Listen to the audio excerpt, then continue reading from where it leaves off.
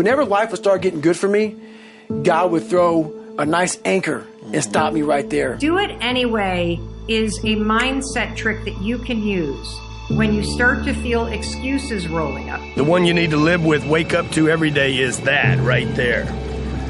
Okay? Beat the sun up, folks. You got to beat the sun up. If you can't beat up the roll up of the sun up, you're going to get beat up in life. And whenever you find things that you're comfortable doing, you're going away from the journey of life. I feel like most people in their lives are being allowed to live small. You're allowed to live a small life. Everyone around you would like you to live small. Just do this. You're good at that. Man, take it easy. Chill. When's enough? Like, come on, brother. You know, all these messages you get is basically saying, hey, man, live small. Life's not a big deal. Live small, enjoy it, chill, smoke a little weed, do whatever you want, right? Like, it's just this get-by thing in life. And there's got to be some people who go, no, you're supposed to do something great with your life. You were put here for a purpose. Your way, the way you were born, the way you were raised, your background, your experiences, your giftedness all prepared you in your way for right now. And you're supposed to do something great with your life. You weren't born here to be average and ordinary. And there's all this messaging that you're average and ordinary, and you're average and ordinary because you belong there, and it's probably someone else's fault you're average and ordinary too. And I'm like, no, it's your life. You're in control. It's no one else's fault, and you're supposed to do something magnificent. That's the consciousness aspect. The last 1,000 years on Earth, doing something great has been reserved to this one little group of people, 1% of the population. They're supposed to do something great. They're supposed to live their dreams. We're supposed to watch them, cheer for them, wear their jersey, watch their award show, comment on their posts, clean their houses, right? Feed them in their restaurants. No. The fact of the matter is, you can do those things. You can change your life. And I'm sick and tired of this hero worship. You live small, cheer for everybody else who lives big. No, if you're a school teacher, be the best school teacher. Change the world by those little lives you're affecting. If you're on social media, change the world. Play big. You will never do it wrong if your decision is to do the bigger thing than the smaller thing. That's what I would tell you. Stop playing small. Stop thinking small, and don't let anybody tell you you should be small. So listen to me. There are those of you who said, I want to be a millionaire. I want to be the best at this company, right? But your value system says you believe in sleep more than you believe in grinding. Your value system says you are a consumer and not a producer. That you're spending more money than you're making. Why? Because you're a consumer, but you're reading all the books and you're saying everything the books are saying. But those books are not in alignment with your values. And if you're going to go to the next level, your values are going to have to change.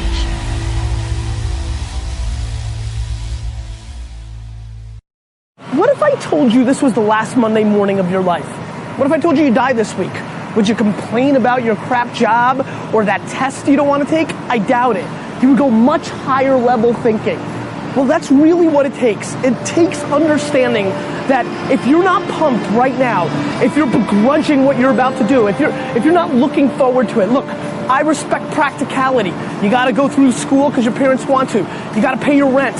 You got student loans. I get it. But please recognize the world we're living in. We're living in a world where there's so much more opportunity. This internet thing created way more opportunity for all of us. Way more. I mean, look, you might not even be alive. Like, your mom and dad could have had sex like 3 minutes later and you wouldn't even exist and you're complaining. You could have ended up being a bus, a tree. I just don't get the mentality of being head down sad on a Monday morning. I'm going to make you Saturday Monday morning. That's what I want to do every morning, and that's what I want from you. Please take a step back and think about how awesome it actually is. And then recognize that you can attack the world in a totally different way because you were lucky enough to be born during this era. So you have said to yourself, okay, I'm going to talk to my boss today about that thing that I've been avoiding talking to them about. Or maybe you've said something like, I'm going to go to the gym today or tomorrow or whatever. And then the moment comes where you've got to have that conversation. Or the moment comes where it's time to pack up your bag and leave your desk and go to the gym. And what always happens? You don't feel like it. I bet there are plenty of you watching that have made a commitment that, I'm not going to have a drink tonight. And then guess what happens when you get home? You don't feel like not drinking. You feel like having a drink. And so here's what Do It Anyway has done for me. The idea that I just do it anyway has pushed me to realize and to recognize that there are a lot of moments where there are things in my life that I really want to do, I need to do, I should do, but when the moment comes, I don't feel like it. And so I pull out this idea of, you know what, I'm just going to do it anyway. It's raining outside. I said I would go for a short run. I don't feel like it. I'm going to do it anyway. It's 6 o'clock in the morning. I'm tired. It's cold. I laid out my yoga clothes, but now I don't feel like it. What do? I do it anyway. When you start to say to yourself, I'm going to do it anyway, what happens is something really cool. You acknowledge that there are feelings that you have that are trying to swoop in and hijack you. You acknowledge them and you basically say, guess what? I'm going to do it anyway. Problems are basically the building block of happiness. And that is really counterintuitive to most people, because most people think of happiness as like no problems, you know, sitting on the beach with a pina colada, doing whatever. And but the truth is that we need some sort of struggle in our life. And the point I try to make in the book is that the key to living a good life isn't getting rid of struggle, it's finding good struggles. Struggles that invigorate you, struggles that feel important to you, struggles that can contribute to the people around you.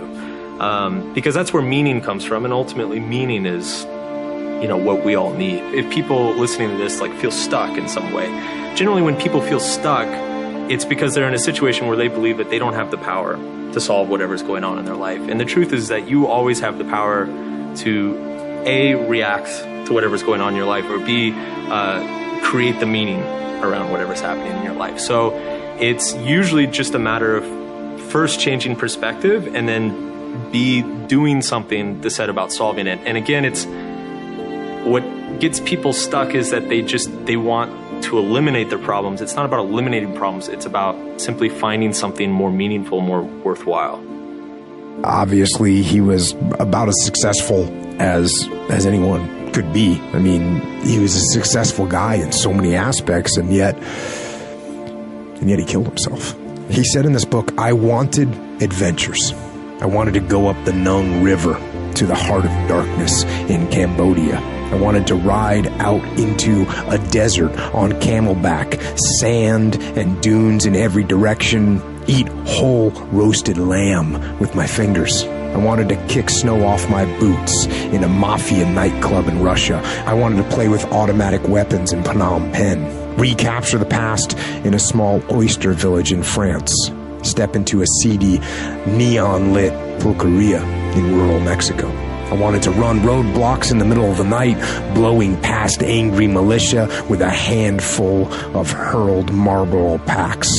Experience fear, excitement, wonder.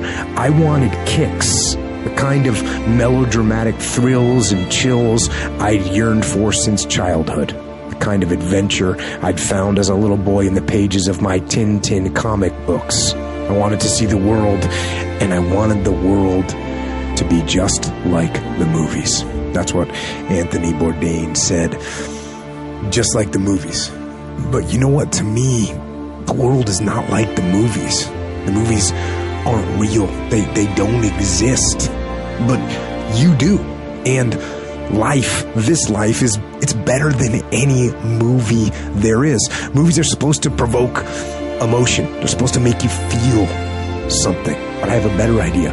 Go out into the world and actually feel it. Go feel joy and love and triumph and rapture and ecstasy and glory. Go feel those things. And you know, with those feelings, there will be other feelings as well. There'll be sorrow and pain and sadness and desolation and suffering. There'll be all those feelings too, but you know what? That's okay. That's okay. Take both sides. Feel all of it. That's what life is. Those feelings, those emotions, those highs and those lows, those are life.